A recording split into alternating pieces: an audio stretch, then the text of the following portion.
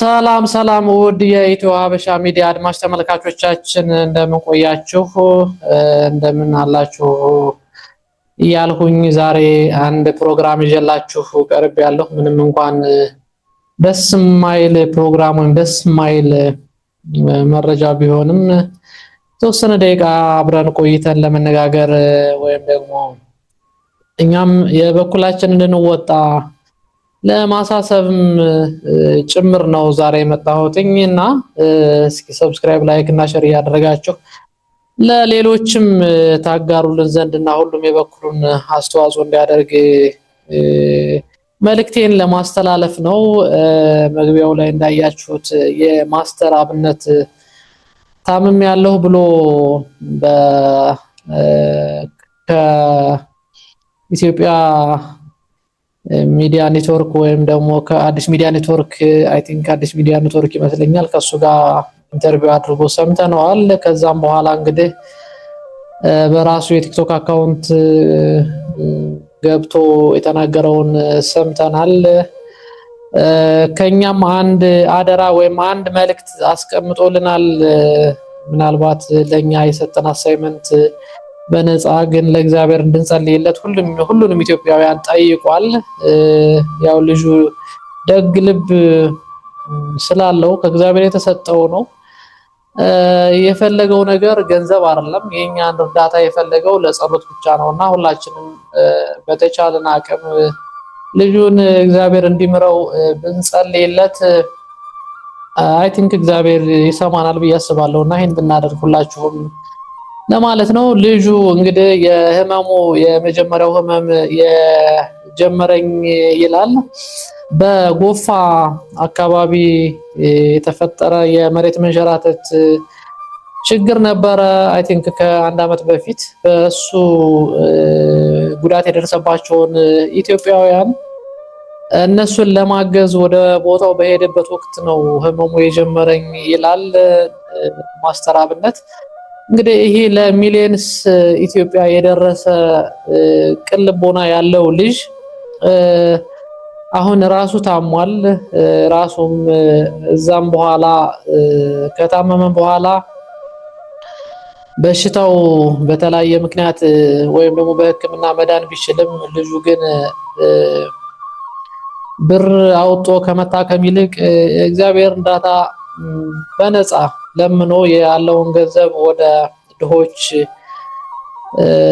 ነው ሲያደርግ የሚስተዋለውና ይሄን በአንድም በሌላም ያየነው ነው የታዘብነው ነው። እንግዲህ እንደዚህ አይነት ቅልቦና ያላቸው ልጆች ሰዎች እኔ ለምን እንደሆነ አላቅም። ምናልባትም እግዚአብሔር የራሱ የሆነ ምክንያት ይኖረዋል፣ ግን ረጅም እድሜ የላቸውም።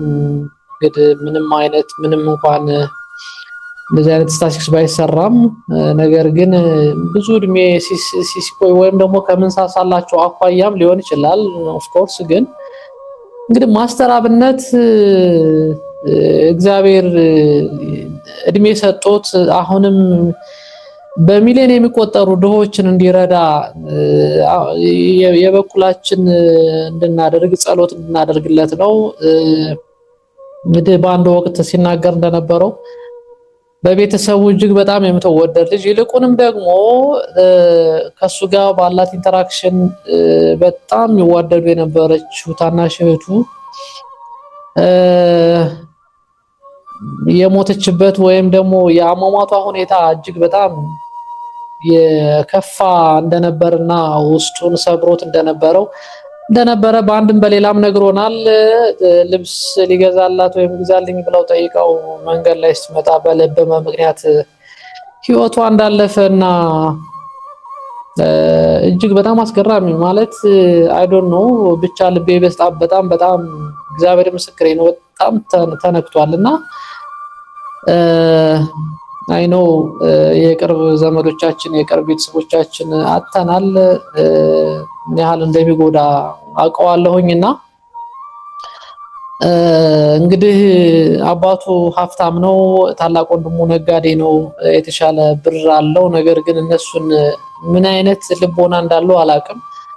እነሱን ከማሳቀቅ ብሎ የልጅቷን ወይም የእህቱን የልብ ህመም እሱ ሀብታም ሲሆን ሊያሳክማት ነበረ ፕሮሚስ የገባላት። ግን እንግዲህ ብር ሳይኖረው የሷን ለማሳከምም ሚስጥሩን እሱና እህቱ ብቻ ይዘው ቆይተው እህቱን አጥቷል። በዚህ በልብ ምክንያትና ምን አይነት ደግነት እንደሆነ እንግዲህ ዛትማች ማሰብ ተገቢ ነው ብዬ አስባለሁኝና የልጁ ሁኔታ እጅግ በጣም እንቆቅልሽ ነው እና ከዛም በኋላ ደግሞ እንግዲህ በእግሩ ታመመ። እግሩ ታሞ ሆስፒታል ሲሄድ እንግዲህ ካንሰር ነው ተባለ። ካንሰር ስለሆነ መቆረጥ አለበት ሲሉት ዶክተሮች አይ በቃ እግዚአብሔር በነፃ ያድነኛል አለ። እግዚአብሔርም አላሳፈረውም፣ ዳነ። እኔ እንዲሁ አሁንም ለምነው እግዚአብሔርን በቃ ድጋሜ አሁንም ሌላ ፈውስ ሰጥቶት ለብዙ ደጋጎች ኢትዮጵያውያን እንዲቆይላቸው ነው እንዲቆይልን በጣም እመኛለሁኝና ከዛ በኋላ ግን እግሩ ሙሉ በሙሉ ድኖ እንደነበረ እሱ ሲያሳየን ነበረ። ከዛ በኋላ እንግዲህ አሁን ድጋሜ በምን ምክንያት እንደሆነ ልጁ ባይገልጽም ግን ሰውነቴ እየቀነሰ ሄደ ነው የሚል። እንግዲህ ምክንያቱን መናገርም አይፈልግም። አሁንም ታምም ያለው አለ እንጂ ህመሙ ምን እንደሆነ ለህዝብ መናገር አይፈልግም። እንግዲህ ካንሰርም ደግሞ ቆይቶ ወይም ደግሞ አገርሽቶበት ወይም ወደ ውስጥ ገብቶ ሌላ ሰውነቱን ተቆጣጥሮት ሊሆን ይችላል። ብቻ ግን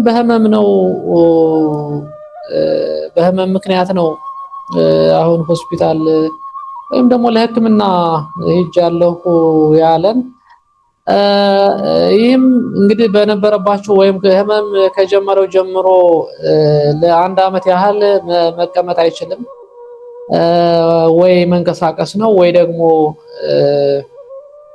መተኛት ነው ያለው አማራጭ። ነገር ግን እሱ መታከም ሲችል እያሰባሰበ ገንዘብ በዚህ በትንሽ ጊዜ እንኳን ወደ 30 ሚሊዮን ብር አሰባስቦ ለድሆች ለኔ ቢጤዎች ሲያከፋፍል ረድቷል። ማስተር አብነት እንግዲህ ትልቅ ደግነት ነው። ውድ አድማጭ ተመልካቾቻችን መሰጠትን ይፈልጋል። እንዲሁ ዝም ብሎ ስላለው ብቻ ይሰጣል ማለት አይደለም። ኑሮት የማይሰጥ ሚሊዮንስ የሚቆጠር ኢትዮጵያውያን አለ። ነገር ግን ለመስጠትም መሰጠትን ይፈልጋልና እንግዲህ ማስተር አብነት ኑሮት አይደለም ሳይኖረው ነው የሰጠና እንግዲህ እሱ የሰራቸው ስራዎች በኢትዮጵያውያን ልብ ሁሉ አይ ቲንክ ሲታወስ ይኖራል። ምናልባት ደጋግ ስራዎቹ ለዘመናት የሚቆዩ ናቸው ብዬ አስባለሁኝ። ጥሩ ነገር ነው ሲያደርግ የቆየ ማስተር አብነት። እንግዲህ እግዚአብሔር ጨርሶ እንዲምረው ጨርሶ ወደ ተሻለ ሙሉ ጤንነቱ እንዲመልሰው የኔም ጸሎት ነው። እናንተም ጸሎት ብታደርጉለት ብዬ ለማለት ነው። አንድም ሰው ሁለትም ሰው ያየው ይሄንን ቪዲዮ ሁሉም በየድርሻው የተለያዩ ሰዎች ይሄንን ስለ ማስተር አብነት የራሳቸውን እንትን እያሉ ነው እየተናገሩ ነው። ሁሉም ሰው ግን ልጁ የሚፈልገው ጸሎት ብቻ ስለሆነ ጸሎት አድርጉልኝ ብሏል። ሁሌም ስንተኛም ስንነሳም ብናስበው መልካም ነው ብዬ አስባለሁ። ምን ያህል ደግነት እንደሆነ የምታዩት እንዲሁ በህይወት ካልኖርኩ እንኳን የተሰበሰበውን ሙሉ ሀብቴን ለሙሉ የተሰበሰበውን ገንዘብ ለድሆች ስጡልኝ አከፋፍሉልኝ ነው ያለና ይህ ምን ያህል በጣም ስር የሰደደ እጅግ በጣም የገነገነ የእግዚአብሔር ፍቅር እንዳለው ወይም ደግሞ ምን ያህል ደግነት እንዳለው ማሳያ ነውና ነገር ግን የተሰበሰበውን ብቻ ሳይሆን ዳግም ሌላ ሰብስቦ ድሆችን እንዲያግዝ የኛ ጸሎት ያስፈልገዋል። እንጸልይለት ለማለት ነው። ውድ አድማጭ ተመልካቾቻችን ፕሮግራም ለመስራት አይደለም የመጣሁኝ እሱን እናስታውሰው ለማለት ነው። እንዲሁ ዝም ብሎ እንደቀላል የሚታይ ግለሰብ ወይም አንድ የኢትዮጵያዊ ዜጋ አይደለም። ይህ ሰው በጣም ሚሊዮኖችን የረዳ ያገዘ የነሱ ደስታ የሱ እንጀራ ምግብ የሆነ ነው። የነሱን ፊት እያየ ነው የሚኖር ልጁ በእነሱ ደስታ ነው እሱ ራሱን እያኖረ ያለና ይሄን አሁንም የሚወደውን እርዳታ ሰጥቶ ተደስቶ እንዲኖር ለሌሎች ደጋግ ኢትዮጵያውያን ደግሞ የሱን እጅ ይፈልጓሉና ለነሱ እንዲደርስ እግዚአብሔር ስለነሱም ስለድሆችም ሲል እንዲምረው ጸሎት እናድርግለት። እንግዲህ ፍቃዱ የእግዚአብሔር ነው። ግን ልጁ ባደረገው ነገር ደግሞ እጅግ በጣም እንኮራበታለን፣ እጅግ በጣም እንወደዋለን። ግን መጨረሻ ዘመኑን በደስታ በጤና እንዲኖር ደግሞ አሁንም ደግሞ ሽሎቱን ህመሙ ተፈውሶ ምኞቴ ነው። ውድ አድማጭ ተመልካቾቻችን ሰብስክራይብ፣ ላይክ እና ሼር እያደረጋችሁ እስኪ ይሄንን ሚዲያም ትንሽ ለማሳደግ እንሞክር። ሌሎች ያዘጋጀናቸው ፓኬጆች አሉ። እነዛን ፓኬጆች በቅርብ እናስተዋውቃችኋለን። እንግዲህ ኦልሞስት ጨርሰናል አብዛኞቹን ነገሮች። እነሱን ዌብሳይትም አብረን ዲቨሎፕ አድርገናልና በሱም የምታገኙን ይሆናል። የተለያየ እንደነገርኳችሁ ባለፈው መግቢያ አካባቢ የተለያዩ ብዙ ፓኬጆች አሉ። ብዙ ቲሞች አሉ አብረውን እየሰሩ ያሉ እና ወይም ደግሞ የራሱ የሆነ ቲም አለው፣ የራሱ የሆነ ፕሮጀክት አለ። ይሄንን የምናደርሳችሁ ይሆናል። አንዱ ያው ይሄ ዩቲዩብ ነው። እኔም ምናልባት በሌሎች ይሄንን ፕሮግራም የሚይዙ ሰዎች ይኖራሉ ብዬ አስባለሁ በቅርቡ። እኔ ራሴ ድርሻ አለኝ። ምክንያቱም እኔ ሙያዬም የቴክኖሎጂ ተማሪ ነኝ፣ የኮምፒውተር ሳይንስ ባለሙያ ነኝ። እሱ ሙያ ላይ ትኩረት አድርጌ መስራት ነው የምፈልግ እና በሌሎች